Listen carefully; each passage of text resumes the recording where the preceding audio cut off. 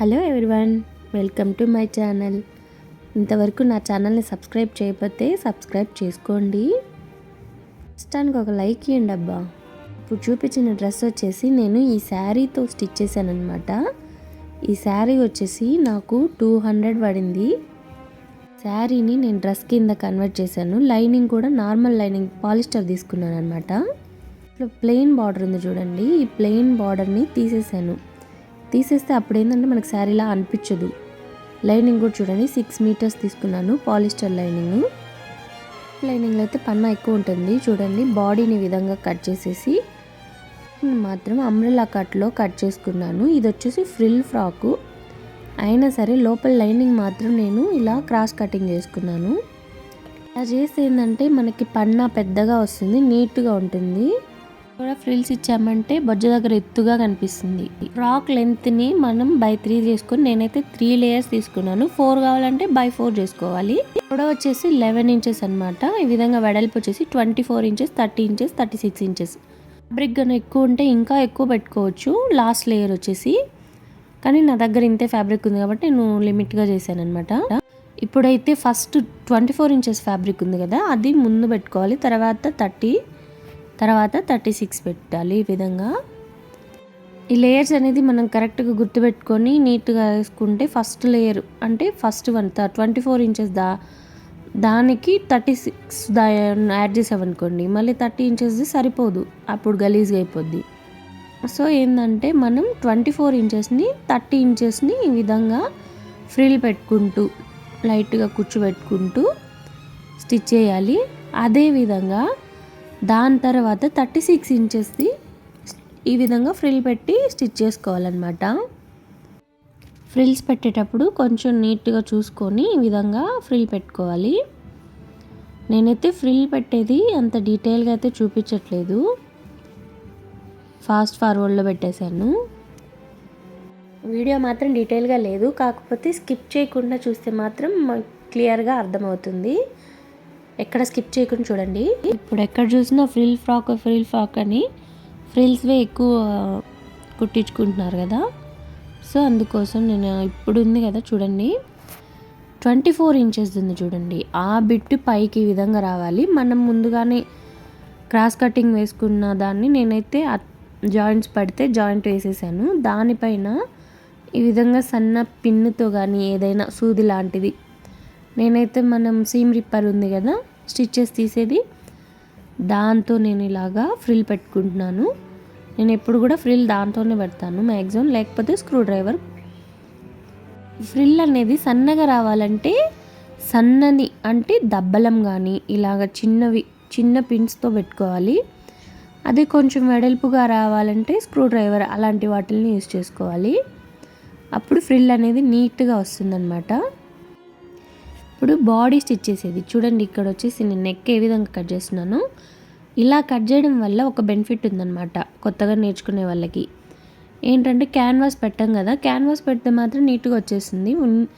In case canvas పెట్టకపోతే ఈ విధంగా మనము కొంచెం గ్యాప్ ఇచ్చి కనుక కట్ చేసామనుకోండి, తర్వాత నెక్స్ట్ స్టిచ్ చేసే వీడియో వచ్చినప్పుడు మీకే అర్థమవుద్ది ఎంత నీట్గా వస్తుందో.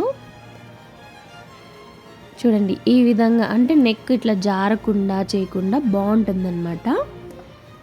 ఇలా ట్రై చేయండి ఎప్పుడైనా, క్యాన్వాస్ లేనప్పుడు ఇలాగే ట్రై చేయండి. ఇదంటే మన సొంత డ్రెస్ కదా, అందుకని ఎలా అయినా కుట్టేస్తామన్నమాట. కస్టమర్స్ అనుకోండి నీట్గా క్యాన్వాస్ పెట్టి స్టిచ్ చేస్తాము, మనది అనేసరికి కొంచెం కేర్లెస్ వచ్చేస్తుంది. ఇది కట్టర్తో ఇట్లాగా కట్స్ పెట్టుకున్నామంటే మనకి నెక్ దగ్గర ఆ స్టిచ్ తెగే ఛాన్స్ ఉండదు. ఇలా ఎందుకంటే ఒక స్టిచ్ ఇలా వేసుకోవాలి, ఎందుకంటే మనకి ఏదైనా రౌండ్ నెక్స్ కానీ అలాగా ఈజీగా తిరగడానికి, ప్లస్ అదేవిధంగా మనకి దారం పిగిలిపోతుంటుంది కదా, అలా పిగలకుండా ఉండడానికి ఇలా స్టిచ్ వేసామంటే నీట్గా వస్తుంది. ఇది వచ్చేసి మెయిన్ ఫ్యాబ్రిక్కి లైనింగ్కి మధ్యలో పడాలి స్టిచ్, అప్పుడు నీట్గా తిరుగుతుంది. చూసారు కదా, రౌండ్ ఆటోమేటిక్గా తిరిగిపోయింది. ఈ ప్రాసెస్ కన్నా ఫాలో అయ్యామంటే మనం చాలా నీట్గా వస్తుంది నెక్, క్యాన్వాస్ లేకపోయినా. ఐ హోప్ మీ అందరికీ ఈ వీడియో నచ్చిందని అనుకుంటున్నాను.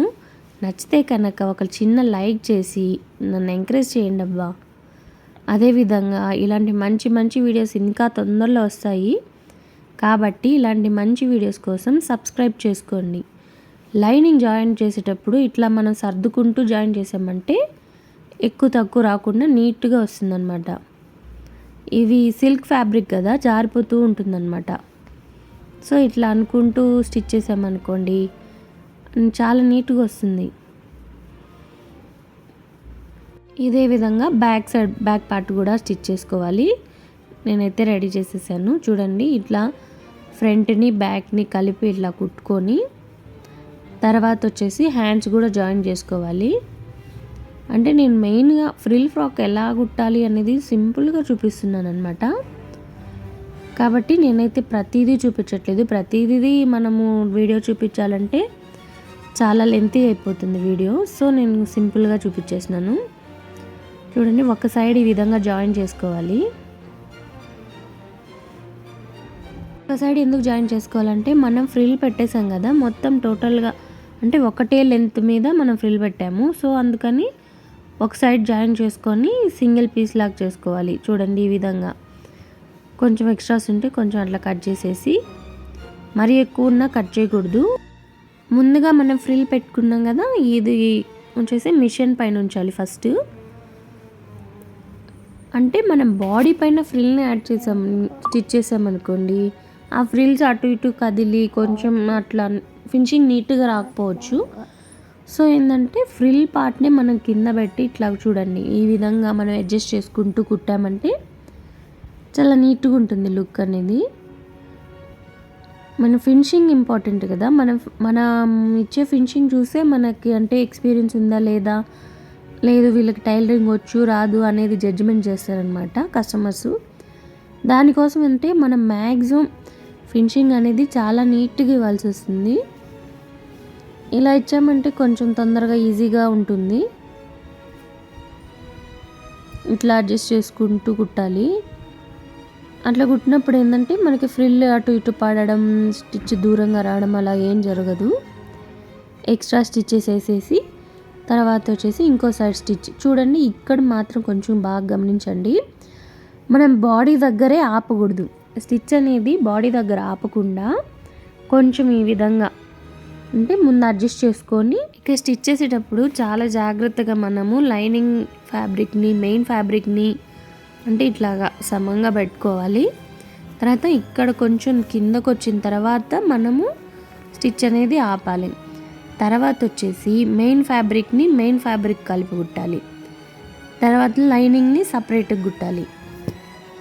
లైనింగ్ మెయిన్ ఫ్యాబ్రిక్ వరకు ఇట్లాగా మార్చి అంటే ఫస్ట్ ఒక స్టిచ్ చేసి తర్వాత అట్లా మార్చి కుట్టేయాలి. తర్వాత లైనింగ్ని స్టిచ్ చేయాలి.